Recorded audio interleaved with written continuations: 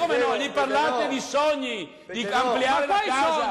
Se non hanno i soldi, la gente non aumenta la casa. Vuole mangiare, i licenziati, le piccole imprese del Veneto che chiudono, gli artigiani che le banche li stanno aspettando. Allora che aumentino la casa. Ma come? E non è giusto che paghi 800 euro di affitto? No.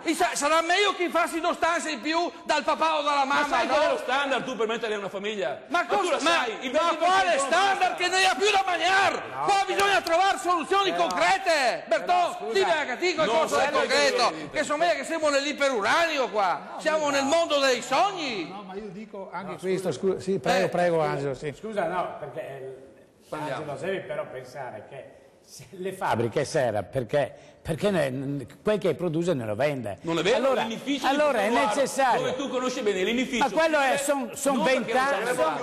Quello sono 20 anni che ormai aveva deciso di chiudere. No, ma devo lanciare la pubblicità. Il problema è quello dei consumi. E dopo parla Tabaro. Se tu blocchi i consumi non produci più. Ma lo rilancia.